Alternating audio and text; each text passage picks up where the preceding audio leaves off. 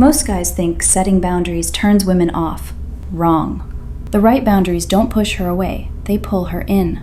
Soft, subtle, almost invisible, but powerful as hell. They flip the script, shift the energy, and make her chase your approval without even realizing it. Today, we're breaking down 10 of those boundaries, and the last one, it's so counterintuitive it works like psychological judo. If you want real attraction, not performance, this is how it starts. 1. Delayed agreement. Most men agree too fast. They're eager, too eager. But when you pause, even for half a beat, before saying yeah or sure, it sends a different signal. You're not desperate for approval. You evaluate, you choose. That moment of hesitation, it shifts the dynamic. Now she's watching you, wondering if she made the cut. That's what we call reward control, and it's hot. 2. Reframe her neg. Don't defend it. She teases you, throws out a challenge. Most men defend, justify, explain. Not you. You just say, that's one way to look at it, and pivot. Calm, unshaken. She expects a reaction and gets poise.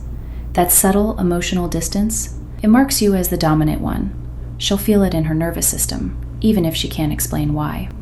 3. Redirect, don't reject. She brings up something that doesn't align with your values. Most men say, nah, I don't do that. That's rejection. But you redirect. Interesting. Here's what I do instead. Now you're leading, not correcting.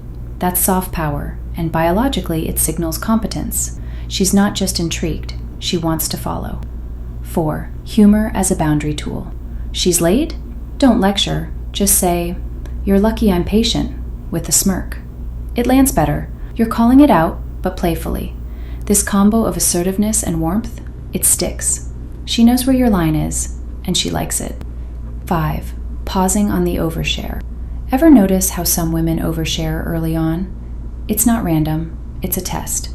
Most men dive in, over-empathize. But when you just pause and say, that's a lot, what made you share that with me?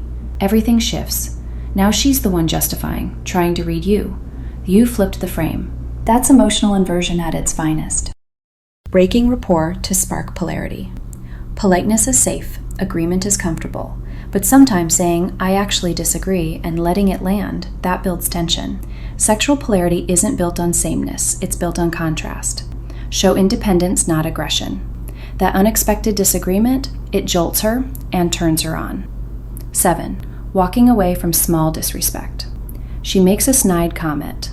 Most guys laugh nervously and stick around. But the high-value man, he disengages. Calmly, quietly, he leaves the frame. And just like that, her attention spikes. You didn't argue, you didn't flinch, you disappeared. And now she's wondering how to get you back. 8. Compliments with conditions. You look great, especially when you're not glued to your phone. That's not just flattery, it's reward anchoring. She links your approval to a specific behavior. You're shaping the vibe. And that's soft dominance. You're showing her how to win your attention, and she'll love the challenge. 9. Eye contact without the crutch of words. She makes a bold statement. Most men fill the silence. You hold eye contact. No smile, no comment, just stillness. That silence creates tension, pressure, mystery.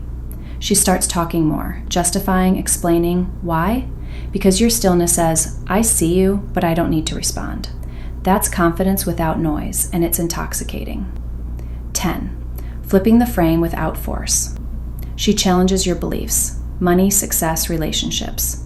Most guys debate. You don't.